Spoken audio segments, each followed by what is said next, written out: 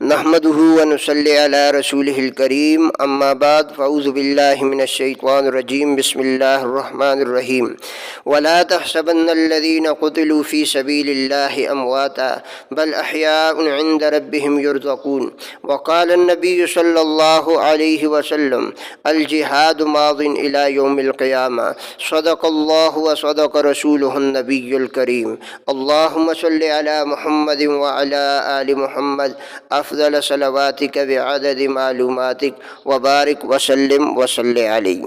تقاضا ہے کہ پھر دنیا میں شان حق ہویدا ہو، عرب کے ریگزاروں میں کوئی فاروق پیدا ہو، مساوات و عدالت کا زمانہ بھر میں چرچا ہو، پھر وہی برکے تجلی کا افق پہ آشکارا ہو۔ بڑا غوغا ہے پھر قصر جہاں میں اہل باطل کا، کوئی فاروق پھر اٹھے تو حق کا بول بالا ہو۔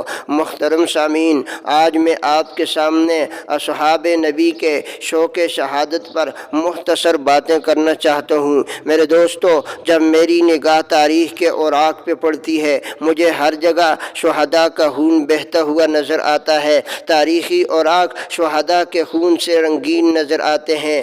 آئیے صحابہ کے شوق شہادت کو دیکھنے سے پہلے ان کے سردار، ان کے ہیرو امام الانبیاء کے شوق شہادت کو دیکھیے۔ میرے آقا مدنی فرماتے ہیں لو وددت ان اقتل فی سبیل اللہ ثم احیا ثم اقتل ثم احیا ثم اقتل ثم احیا ثم اقتل۔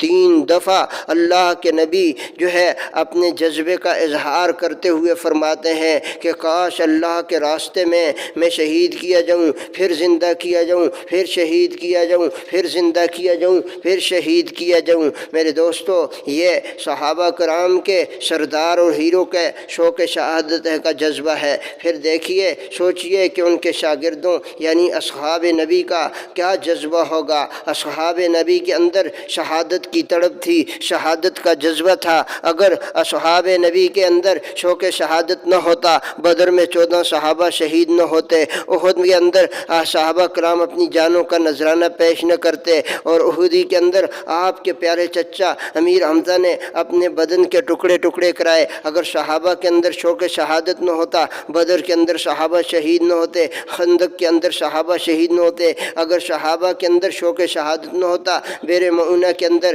جو ہے کئی صحابہ نے اپنی جانیں پیش کی۔ اور میں تو کہتا ہوں اگر صحابہ میں شوق شہادت نہ ہوتا، صدیق اکبر کے دور خلافت میں 27,000 صحابہ نے اپنی جانوں کے نذرانے پیش کیے۔ فاروق اعظم کے دور میں 14,000 صحابہ نے جانوں کے نذرانے پیش کیے، شہادت کا مرتبہ پہ فائز ہوئے۔ عثمان غنی کے دور میں 16,000 صحابہ نے اپنی جانیں پیش کی، شہید ہوئے۔ میرے دوستو، اگر صحابہ کے اندر شوق شہادت نہ ہوتا، وہ گھروں میں بیٹھ جاتے، اپنی بیوی بچوں کے پاس بیٹھ جاتے۔ ہر بندے کو اپنے گھر کا آرام پسند ہے، لیکن صحابہ نے جب نبی کا یاروں نے نبی کا کلمہ پڑھ لیا، پھر انہوں نے گھر میں بیٹھنا پسند نہیں کیا، بلکہ میدان کارزار میں تلواروں کو لہراتے ہوئے تلواروں کے سائے میں چلنا انہیں پسند آیا۔ ارے یہ تو صحابہ ہیں جنہوں نے نبی کی آبرو کی خاطر، اللہ کے دین کی عظمت کی خاطر، اللہ کے پورے دین کو پوری دنیا میں پھیلانے کی خاطر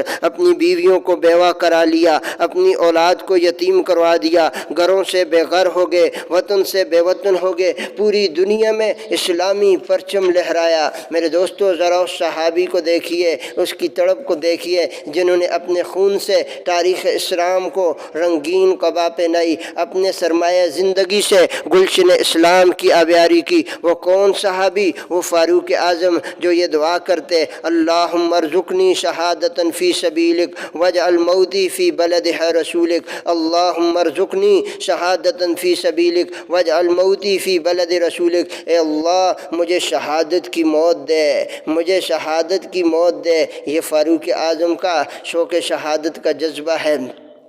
اگر صحابہ کے اندر شوق شہادت دیکھنے ہے، آئیے احد کے پہاڑ سے پوچھتے ہیں، اے احد پہاڑ، ذرا تو ہی بتانا میرے عبداللہ بن جحش تیرے سینے میں کس جذبے اور شوق سے آئے تھے؟ تو احد پہاڑ پکار اٹھتا ہے، اے رفیق، تجھے کیا معلوم وہ کیا تمنا لے کر آئے تھے؟ وہ یہ دعا کرتے ہوئے آئے تھے کہ اللہ کل دشمن سے مقابلہ ہو، اے رب کعبہ کل میرے مقابلے میں ایک بہادر شخص، بہادر کافر آئے، میں اس پہ وار کروں، وہ مجھ پہ وار وار کرے پھر میں اس پہ وار کروں، وہ مجھ پہ وار کرے، میرا ہاتھ کٹ جائے، میرے بازو کٹ جائیں، میرا ناک کٹ جائے، میرے کان کٹ جائیں، بدن کے ٹکڑے ٹکڑے ہو، جب اللہ میری لاش تیری بارگاہ میں حاضر ہو تو سوال کرے کہ عبداللہ یہ بدن کے ٹکڑے، یہ بدن کو ٹکڑے کیوں کروائے، یہ ہاتھ پاؤں کیوں کٹوائے، تو میں جواب دوں کہ اللہ تیرے دین کی خاطر۔ تو اللہ فرمائے صدقت یا عبداللہ، یہ صحابی کا جذبہ ہے۔ فرمایا ارے جذبہ شہادت دیکھنا ہے تو حرام ابن ملحان کو دیکھیے،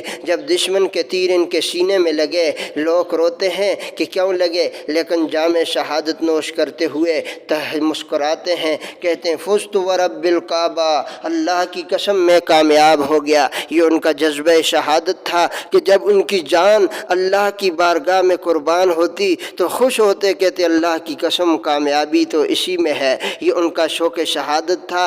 یہی شوق شہادت کے جذبے سے انہوں نے پوری دنیا کے کافروں کے اوپر ایک رعب طاری کر دیا۔ پوری دنیا کفر، دین کے دشمن ان کا نام سن کر کانپتے تھے۔ میرے دوستو، آج ہمارے اندر سے شوق شہادت کا جذبہ مٹ گیا، اسی لیے آج ہم راندہ درگاہ ہیں، ہر جگہ پٹ رہے ہیں، رو رہے ہیں، ذلیل کیے جا رہے ہیں۔ آئیے اپنی زندگیوں میں شوق شہادت کے جذبے کو بیدار کیجیے۔ فرمایا شہادت ہے مطلوب و مقصود مومن، شہادت ہے مطلوب و مقصود مومن، نہ مال غنیمت نہ کچھ کشائی، وما علینا الا البلاغ۔